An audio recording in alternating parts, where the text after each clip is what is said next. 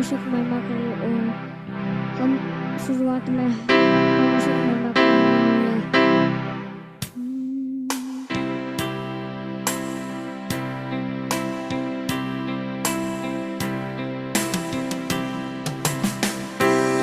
धन्यवाद हो तेरा, धन्यवाद हो तेरा, धन्यवाद हो तेरा,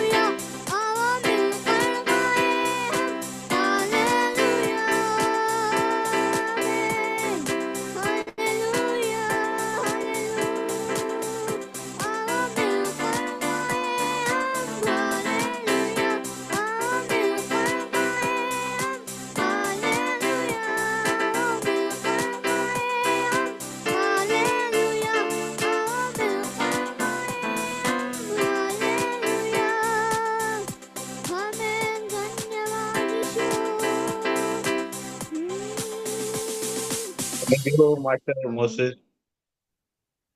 आत्मिक गीतों को गाते हुए सभा को तैयार किया है परमेश्वर के हुजूर में बैठने के लिए। प्रभु आपको बहुत बहुत आशीर्वादित करे। आइए प्यारो, आज सैटरडे है। आज परमेश्वर की हिब्रू भाषा सीखने का समय है। आज हमारे बीच में पास्टर आलोयसियस एंड्रू और ट्रांसलेशन के लिए सायंतन। आइए दोनों परमेश्वर के दासों का हम ताली बजाते हुए स्वागत करेंगे।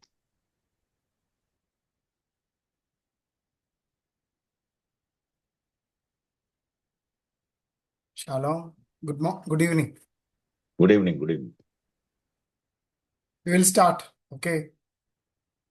I'm waiting for the sign. आइए हम लोग शुरू करेंगे के Okay. सेशन को। Please, Pastor, can you make in one window actually? So या just one moment.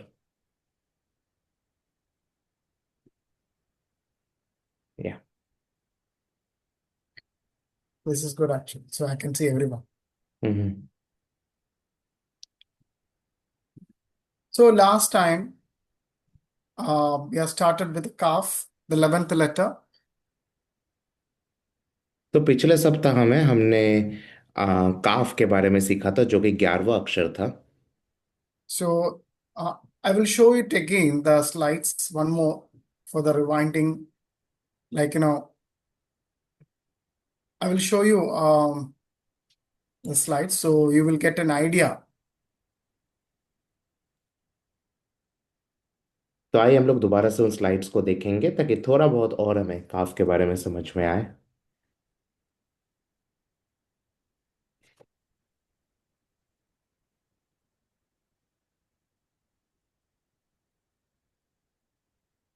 The open palm of glory. तो जैसा लिखा है, महिमा की खुली हथेली। So this is the kaf, the letter. तो ये है वो अक्षर जो कि है काफ। Actually, the Hindi is little wrong actually. So please correct it as how you pronounce kaf. हम्म। तो उसको आप लोग काफ लिख सकते हैं। हिंदी में जो लोग लिख रहे हैं उसको काफ आप लोग लिख सकते हैं। And it is written in Hebrew and English also. और ये इब्रानी में और अंग्रेजी में भी लिखा हुआ है। And here also you can see ka, normal kaf, and the final kaf also. Okay. तो आप लोग देख सकते हैं कि यहाँ पर काफ के दो रूप दिए गए हैं। एक है नॉर्मल उसका रूप, और जब उसको आखिर में इस्तेमाल करते हैं तो फाइनल काफ भी लिखा गया है। So after learning the 22 letters, we will learn the final Sophic letters or final letters. तो हम लोग 22 अक्षरों को सीखने के बाद हम लोग क्या करेंगे, हम लोग फाइनल लेटर्स को, मतलब कि जब हम उस अक्षर को आखिर में लिखते हैं शब्द के, तो उसके अलग स्वरूप होते हैं, तो उसको हम लोग देखेंगे। And here I'm showing the early Hebrew, the middle Hebrew, and the late Hebrew, and the modern Hebrew. तो आप लोग देख सकते हैं कि प्राचीन इब्रानी भाषा के समय में, मध्य युग में, फिर आधुनिक युग में किस तरीके से इन अक्षरों को चार अलग अलग युगों में लिखा जाता था, इस अक्षर So को I calf. highlighted the letters over here, so you can see how they are written in the early form, and the middle form, and the late form, and the modern form. तो आप लोग देख सकते हैं अपने screen के ऊपर किस किस तरीके से वो अर्ली यानी कि प्राचीन युग में लिखा जाता था, मध्य युगों में लिखा जाता था, और अब किस तरीके से काफ को लिखा जाता है। And the pictograph of this letter is open hand, like something like this. और इसका जो छवि है वो है कि खुली हुई हथेली, खुला हुआ हाथ। But open means, something to receive. हाथ जब खुला हुआ है वो है कि कुछ चीज को ग्रहण करने के लिए है। And receiving and blessing also there. ग्रहण करना और साथ में आशीष देने के लिए। So, according to the Bible principle, what we have to do is when we receive something, we have to bless people also, other people also. परमेश्वर के वचन के अनुसार अगर हम कोई चीज को प्राप्त करते हैं तो फिर हमें दूसरों को भी वो आशीष के तौर पे देना चाहिए। That is a fundamental principle of Bible actually. और ये परमेश्वर के वचन का एक मूल सिद्धांत है। If you get if you get a 2 rupees, you have to give 1 rupee to your friend, whoever need it. अगर मेरे पास 2 रुपए आता है तो फिर अगर कोई मेरा मित्र है जिसको कोई जरूरत है उसको मैं 1 रुपए दूं, ये होना चाहिए। And we are learning the 11th letter, but the numerical value of this letter is 20. हम लोग 11वां अक्षर तो पढ़ रहे हैं, लेकिन इसका संख्या क्या है? इसका जो संख्या है, गिनती है, वो 20 है। So we can see a double of this. तो फिर इसका हम लोग एक दुगना रूप देख सकते हैं। So that is also a principle of Bible actually. तो ये भी परमेश्वर के वचन से लिया गया एक सिद्धांत है। So you given a 1 rupee to whoever need it, then again what will happen to your life, God will double to that. तो जब हम 1 रुपया किसी को देते हैं जिसको जरूरत है, तो फिर हम देखेंगे कि परमेश्वर क्या करेगा, हमें उसका दुगना देता है। And there is a wonderful parable in the Bible also. There is a master, he giving the money to his workers, and we can see what at the end will happen. Some they will trade and make it more, and some, they will dig it into the earth, in the pit. So what happened? So we have to trade our charisma, we have to trade our talent, we have to trade our blessings, then it will increase. तो हमने दृष्टांत को देखा है already, जहां पर एक मालिक 3 व्यक्ति को अलग अलग धनराशि देता है, तो कोई उसको दुगना करके लाता है, तो कोई उसको अपने पास ही छुपा के रख देता है, उसको बढ़ोतरी नहीं करवाता।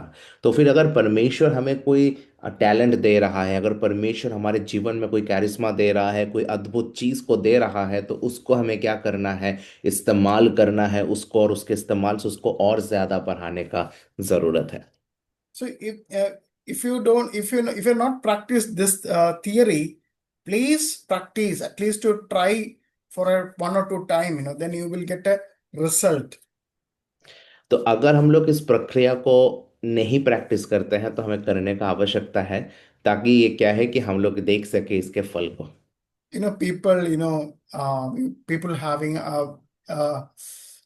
People having a thing, like in every year they will start with some plans. So please write this plan to this year, like in your diary. 2026, I'm having a plan of giving things to others. तो बहुत बार क्या होता है कि हम लोग योजनाओं को लिखते हैं साल की शुरुआत में, किस साल में यह चीज़ों को हम करेंगे। तो वैसे ही इस साल अपने डायरी में लिख के रखिए कि 2026 में अगर मेरे पास है तो मैं उसको दूंगा जिसको ज़रूरतमंद है, जो वो चीज़ को हमें लिख के रखने का आवश्यकता है। Sometimes you will get disappointed, because you will get the result very soon. But the result, when it comes, it will be more endless happiness will be there. तो बहुत बार हम लोग देखेंगे कि हम लोग को जो उसका उत्तर है वो जल्दी नहीं मिल रहा है, लेकिन जब वो उत्तर आएगा, जब हम उसके परिणाम को देखेंगे, तो वो मेरे मन में आनंद को भर देगा। Okay. And the meaning of the calf is bent, open, allow, tame. There are another lot of meanings are there, but I'm giving 5 meanings actually. तो काफ का क्या मतलब होता है? काफ का मतलब होता है झुकना, या फिर खोलना, या फिर अलाउ करना, अनुमति देना, या फिर प्रशिक्षित करना। Yeah, bent, open, allow, tame, and the wings of the bird also. और उसके साथ साथ एक पंछी के पंख को भी दिखाता है। So here we are seeing this letter. This I'm highlighting a letter actually. So can you see the letter over here? See, तो आप लोग इस अक्षर को यहाँ पर देखिए, जिसको हमने अभी यहाँ अंकित किया है। I will show you something. See here this area you can see a hand. तो आप लोग देख सकते हैं कि जो जिस जगह को अंकित किया जा रहा है, स्क्रीन के ऊपर जरूर से देखिएगा, जिस जगह को अंकित किया जा रहा है वो एक हाथ के समान है, खुली हुई A हाथ के hand. समान। And when you start giving to people, what God will do? God will raise you from everything. तो जब हम दूसरों के लिए सहायता करना शुरू करेंगे, देना शुरू करेंगे, दान करेंगे, तो परमेश्वर क्या करेगा? हमें ऊंचा उठाएगा। See, the leg will come, you can stand straight. No, God will uplift you with the blessings. हम लोग सीधा खड़े रह सकते हैं, परमेश्वर हमें ऊंचा उठाएगा आशीषों के साथ। Okay. See again, I'm telling. You can read it here. The value is 20, and the sound is ka, and the picture word is palm of hand. The meaning is bird wing, palm of hand, teum, open hand. We learned some more in another slide also. Spoon, crown also. Okay, तो फिर इसका संख्या है 20, और इसका जो उच्चारण है वो का है, और उसका छवि क्या है? वो है खुली हुई हाथ, और वो छोड़ के उसका मतलब क्या क्या है? खुली हुई हाथ उसका मतलब है, साथ में पंछी के पंख उसका मतलब है, और उसके साथ चम्मच या फिर मुकुट को भी दिखाता है। And you can see the calf, it's an open stretch hand, and it symbolizes an open hand for receiving. The same word is used for things like a spoon or a dish also.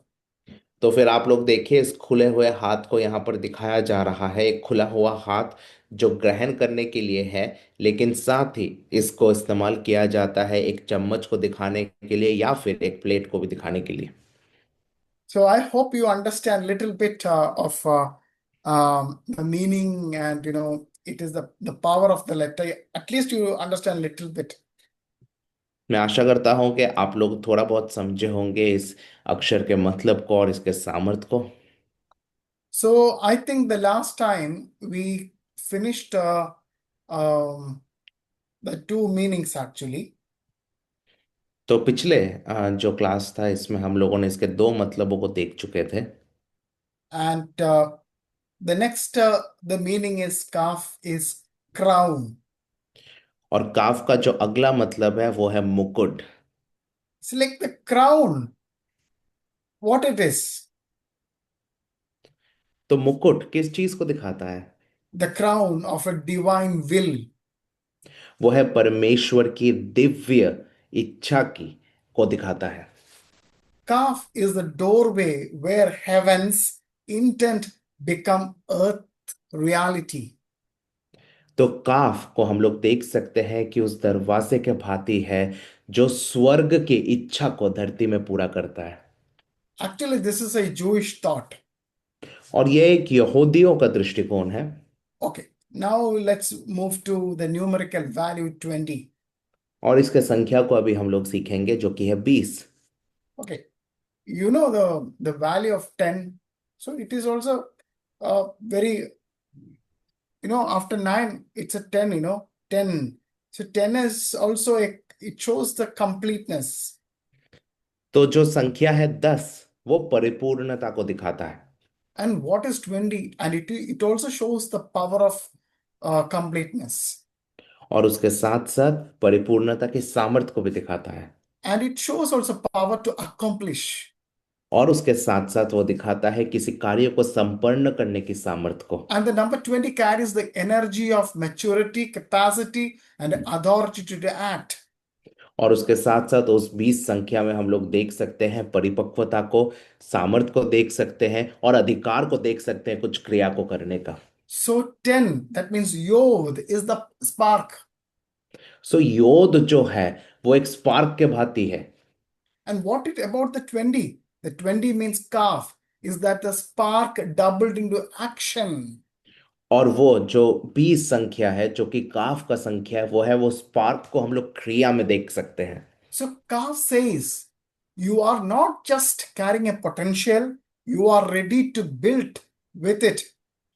तो काफ ऐसा कहता है कि आपके अंदर सिर्फ ताकत या सामर्थ्य नहीं है कुछ क्रिया को करने का, लेकिन वो आप कर भी सकते हैं और कोई निर्माण का क्रिया भी कर सकते हैं। It is a divine spark that is manifested for a purpose. वो एक दिव्य क्रिया है जो कि एक अद्भुत योजना को पूरा करने के लिए किया जाता है। Okay. Next, we are moving with the pictographic depth. The pictographic depth means, the open hand. the palm that shapes the world. और इसका जो छवि है वो है खुली हुई हाथ का छवि को हम लोग देख सकते हैं यहाँ पर। If you want to shape the world, you have to open your hand. अगर हमें इस दुनिया को किसी तरह का एक ढांचे में लाना है तो फिर उसके लिए हमें अपने हाथों को खोलना पड़ेगा। If you are holding like this, you cannot shape the world because when you're doing like this, it the symbol is different. तो जब हम हाथ को इस तरीके से मुट्ठी करके बंद रखेंगे तो फिर हम लोग किसी भी तरीके से किसी चीज को एक ढांचे में नहीं ला सकते, क्योंकि इसका मतलब बदल जाता है। And I'm just putting an example. When you going to church, are you praying like this? तो कितने लोग हम लोग हैं जब हम आराधना करते हैं तो हाथों को मुट्ठी बंद करके हाथों को उठा के आराधना करते हैं। We are praying like this. God, हम please bless us. हम लोग अपने मुट्ठी खोल के खुले हाथों को परमेश्वर के सामने फैलाते हैं कि खुदावन तेरी आशीष मुझे मिलने पाए। When we open the hand before God and we pray, God blessing, then what we will do? We तो will जब we हम will we will shape the world with the blessing what we got. जब हम अपने हाथों को खोल के परमेश्वर के सम्मुख आते हैं, प्रभु को बोलते हैं कि प्रभु तेरी आशीष मुझे मिले, तो उस आशीष के साथ हम लोग इस दुनिया को एक नए ढांचे में भी डाल सकते हैं। So the palm that opens is that means the we have the palm that shapes the world. तो फिर ये जो मुट्ठी खुलता है वो दिखाता है एक एक ऐसे खुली हुई मुट्ठी को इस दुनिया को एक ढांचे में डाले। In ancient scriptures and in ancient pictograph, meaning is that a calf looked like a bent arm like this. तो फिर आदि समय में, पुराने समय में क्या होता था, काफ को जब लिखा जाता था तो फिर एक झुका हुआ व्यक्ति के स्वरूप दिखाता था। Like do they're like doing like this, bent. कोई व्यक्ति जो झुका हुआ है, वैसा टाइप का। I want to put a picture. The potter. Uh, the potter is forming, making a pot with a clay. एक छवि को हम लोग सोचेंगे, एक कुम्हार के हाथ में मिट्टी है और उस मिट्टी से वो क्या कर रहा है, कोई ना कोई वस्तु को बनाने का प्रयत्न कर रहा है। The hand that forms clay. वो हाथ को याद करिए जो उस पात्र को बनाता है। So you can connect with the Bible, God forming Adam from dust. तो आप लोग इसको परमेश्वर के वचन से जोड़ेंगे तो परमेश्वर मिट्टी से आदम की रचना कर रहे हैं। And I want to put another example from Jeremiah 18, chapter 18, the potter shaping the clay. और उसके साथ साथ यिर्मयाह के 18 अध्याय में हम लोग जानते हैं, लिखा हुआ है कि कुम्हार मिट्टी को लेके एक पात्र का निर्माण कर रहा है। And in the New Testament, when you're looking at the New Testament, you can see Jesus healing with his hands. और नए नियम में जब जाते हैं तो यीशु मसीह जब चंगाई की क्रिया को करते हैं तो अपने हाथों को वो रखते हैं। So now you get in a picture what is an open hand means.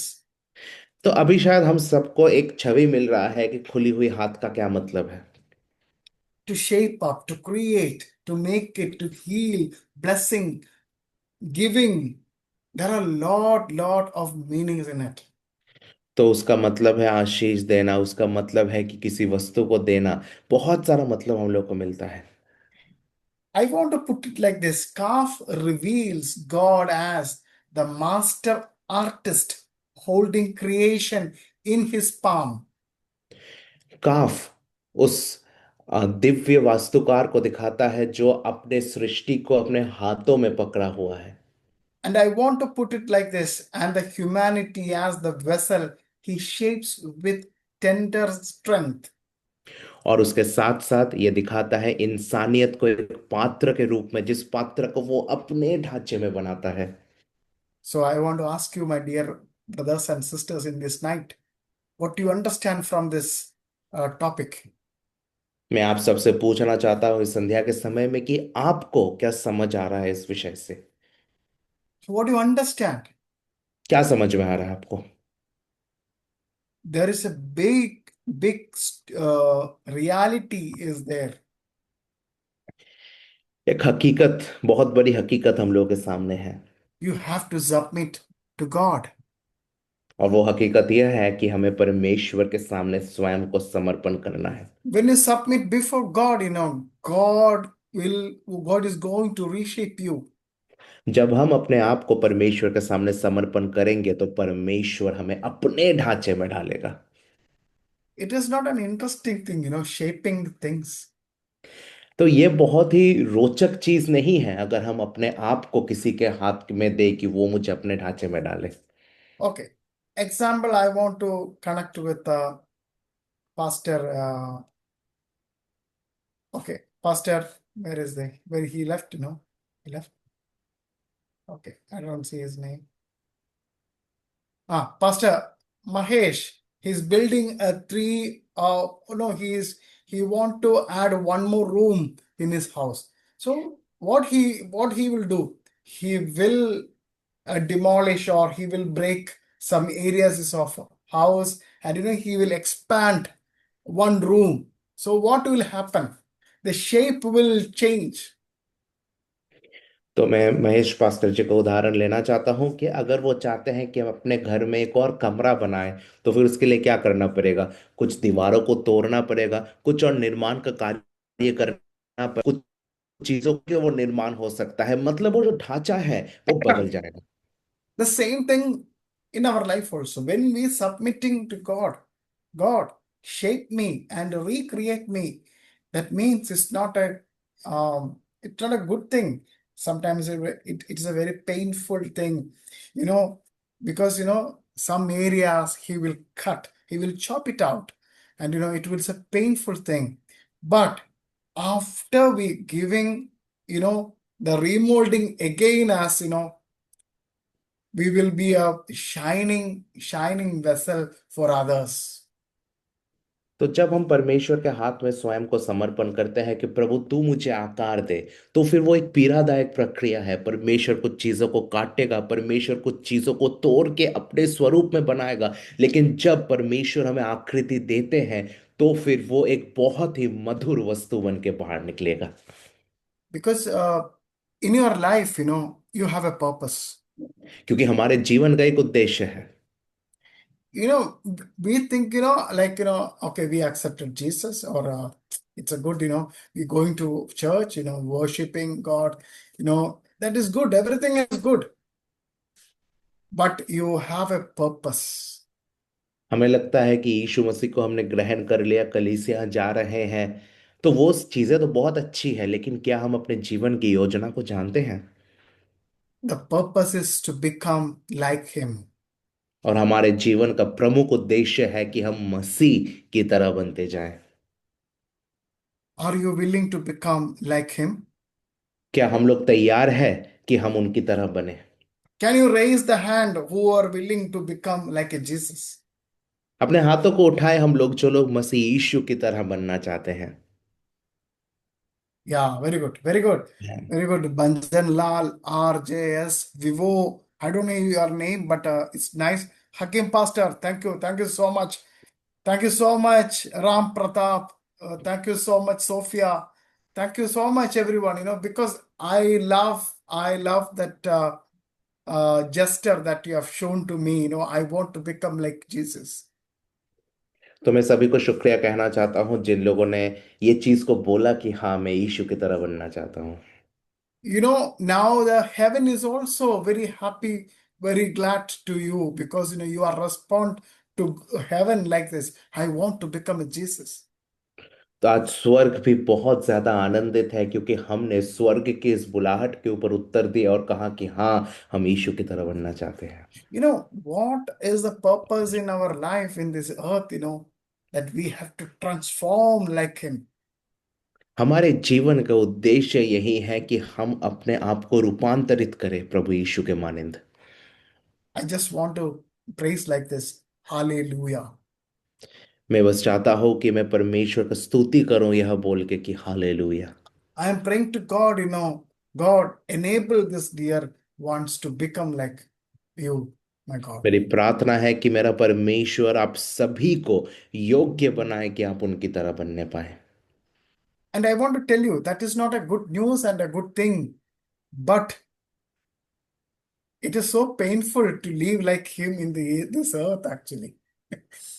मैं आपसे कहना चाहता हूं कि एक बहुत ही अच्छी सुसमाचार का बात नहीं है ये चीज, लेकिन ये बहुत ही पीड़ादायक है जब हम यीशु की तरह इस धरती में जीते हैं।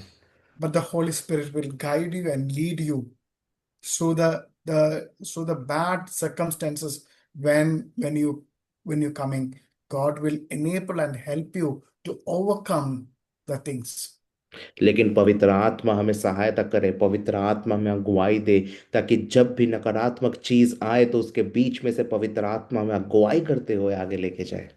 Definitely, my dear brothers and sisters, even I also faced a lot of very tremendous uh, incidents in my life. Even I have a situation, some of my enemies, they were trying to kill me. In that point, I prayed to God, Holy Spirit, help me out of this. Otherwise, these people will kill me, and nobody will know. Nobody will know. They will put it into in the forest. But that time, the forest means a small forest. But that time, what happened? A police van came there that time. Then I ran to the van. I told her, these people are going to kill me. Then then they left actually.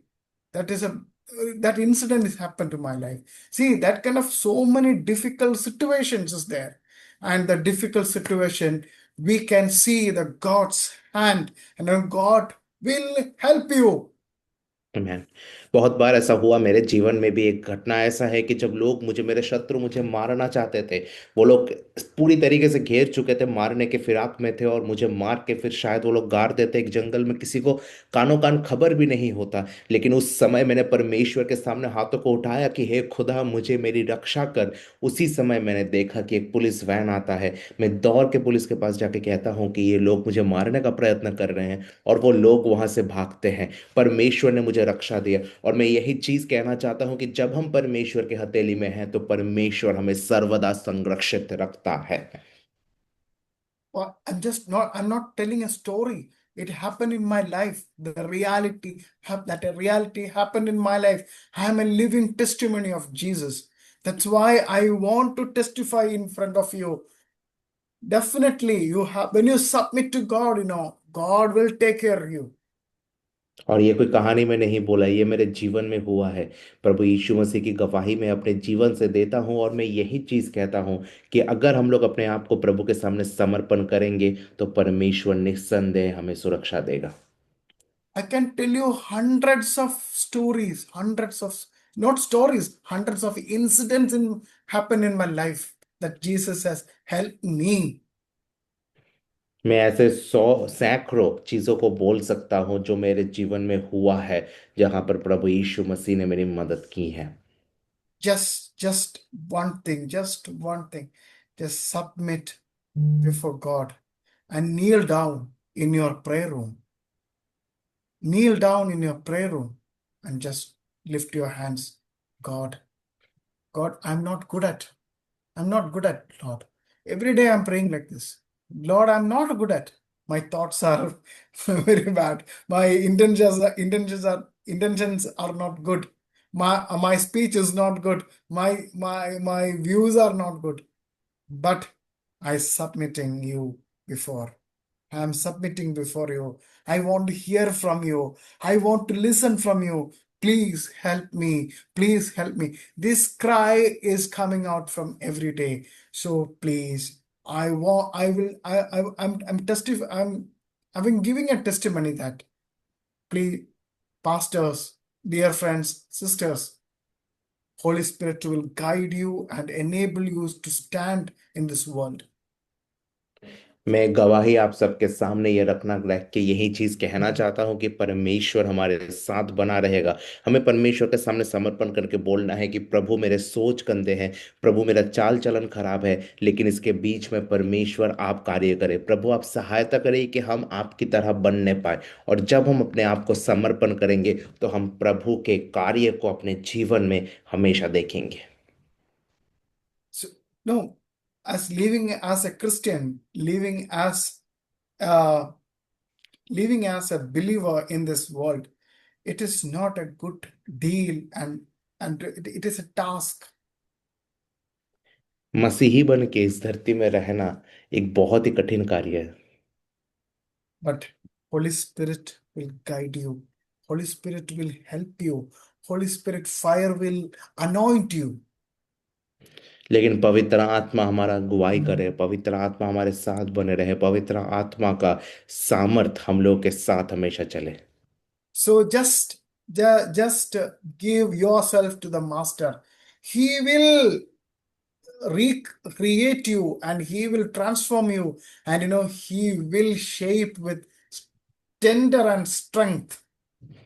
तो आइए हम सब अपने आप को अपने उस मालिक के हाथ में समर्पण करें, जो हमें क्या करेगा, दोबारा से पुनर्स्थापित करेगा, जो हमें अपने ढांचे में डालेगा।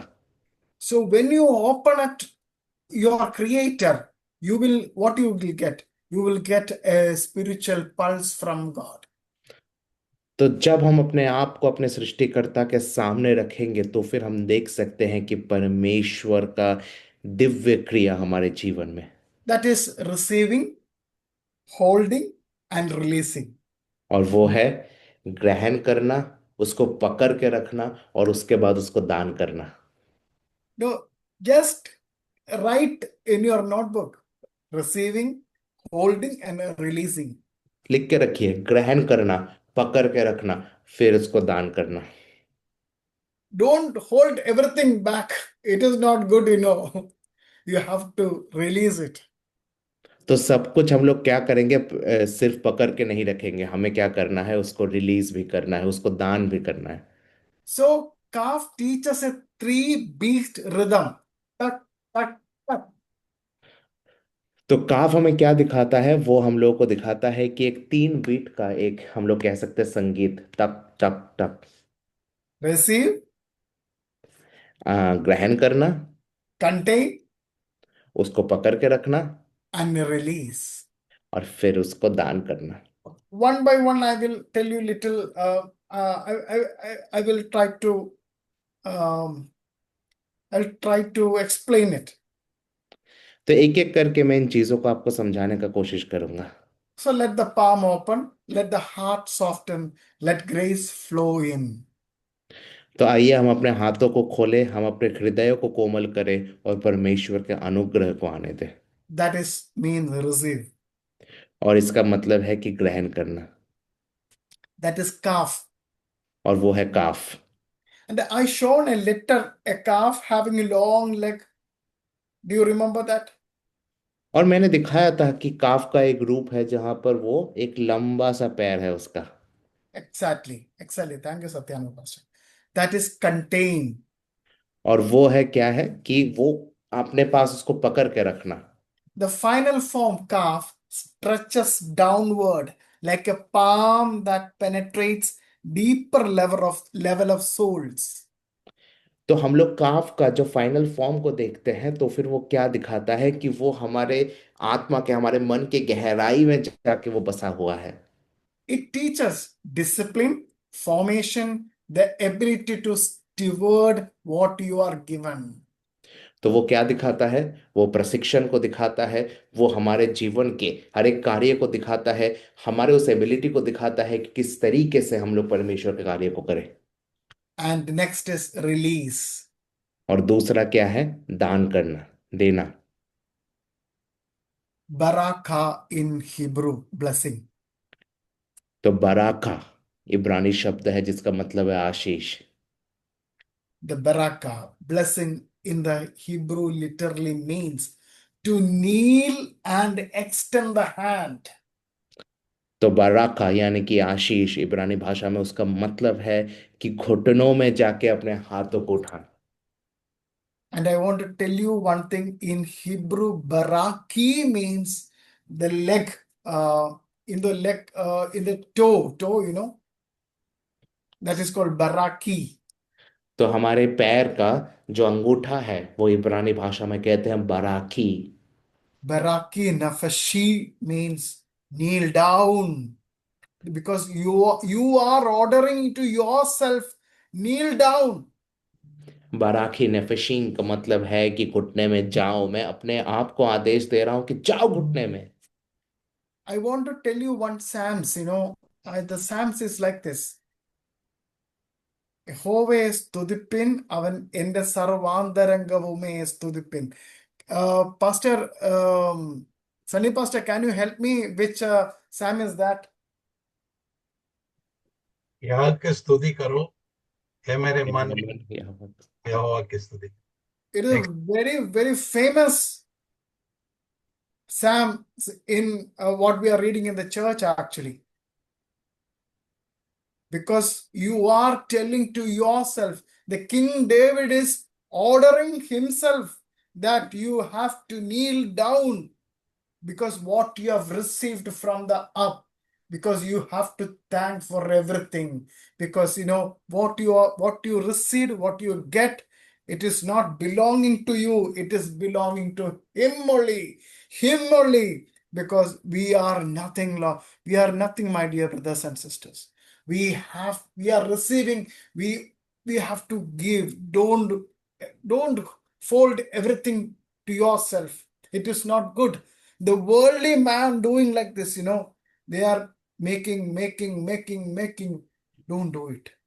We have to release to others.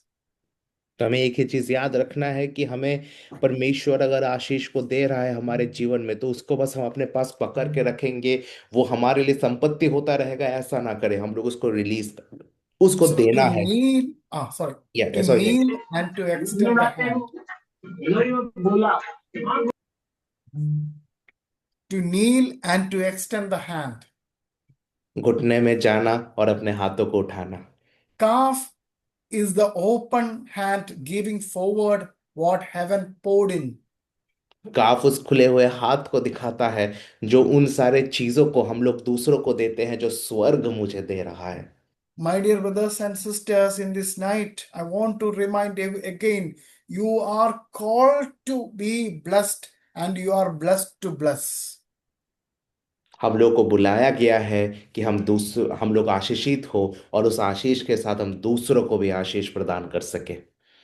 You are blessed to bless, you receive to become a channel also.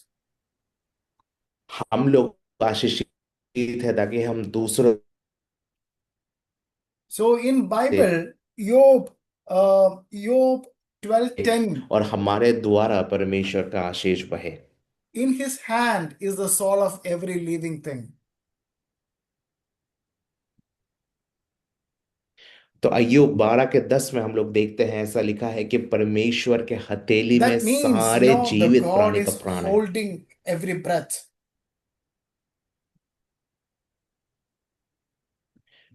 तो इसका मतलब क्या है कि परमेश्वर हर एक And प्राण in को अपने Psalms, हथेली when में you're रखा reading है। the Psalms 18:35,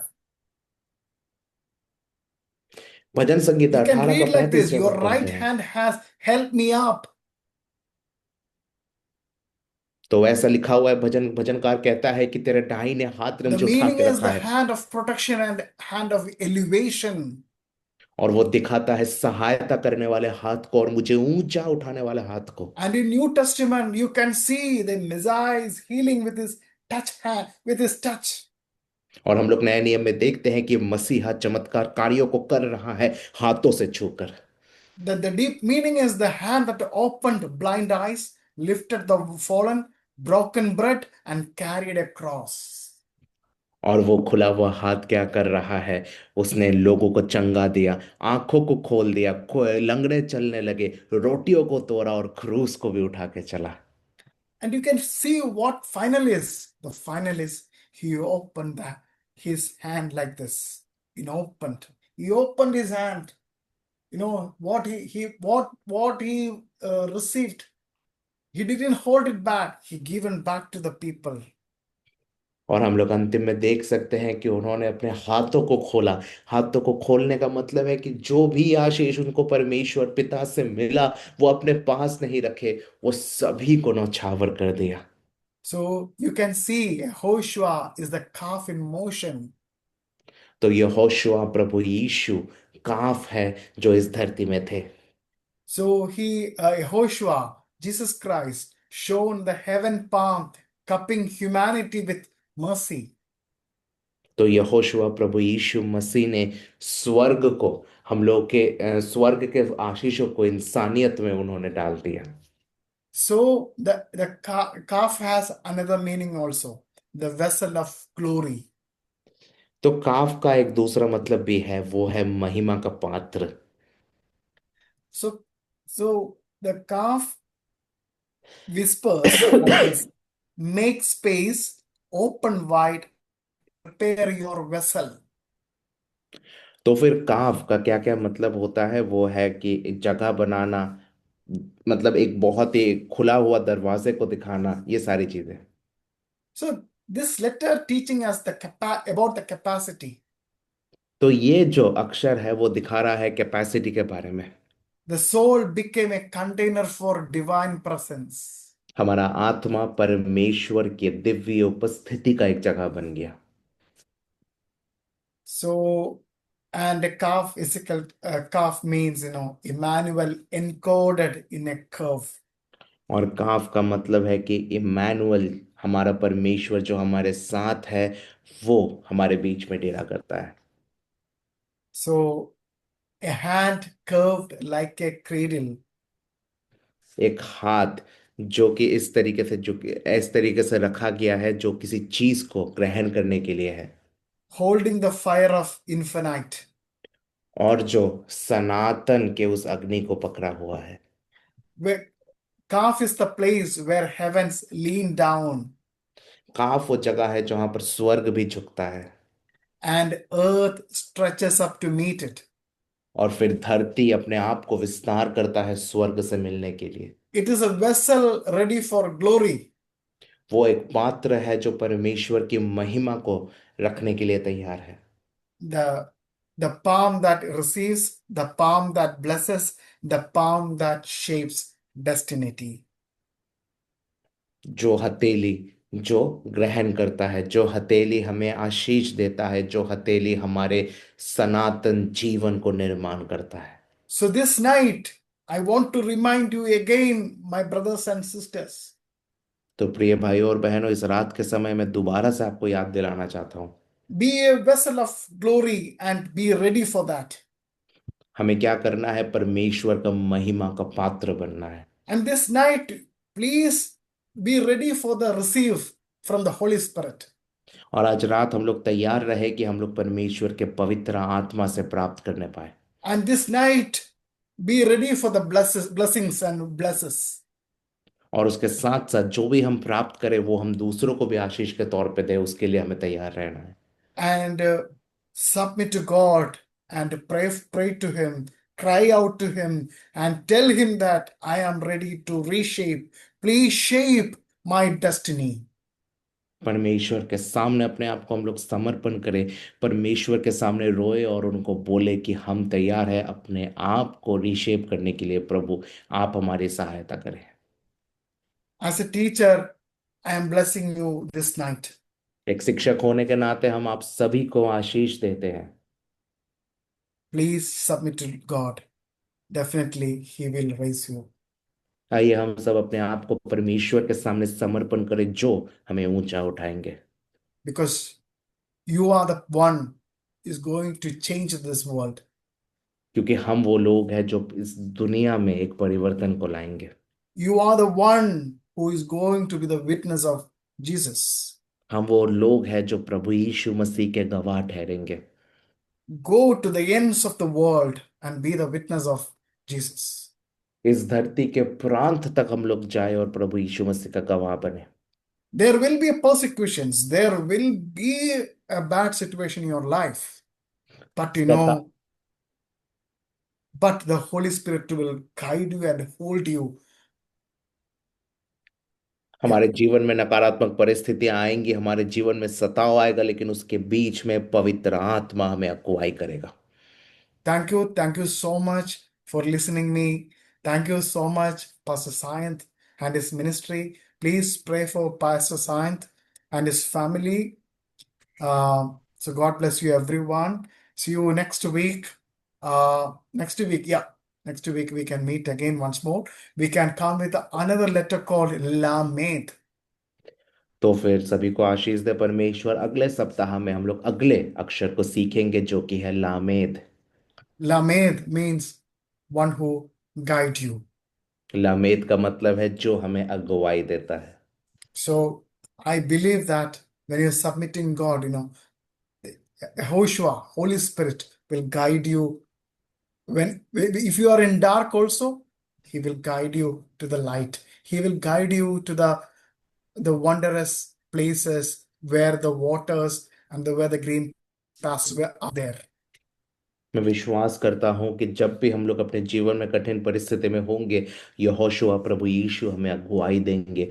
वो हमें उन जगहों में लेके जाएंगे जहां सुखदाई झरना है। वो हमें उन जगहों में लेके जाएंगे जहां हरी हरी चराइयां हैं। Thank you once again. Thank you, Rajasthan Gospel Ministry. Thank you, Sunny Pastor. Thank you, everyone who listening me. Thank you. Thank you so much.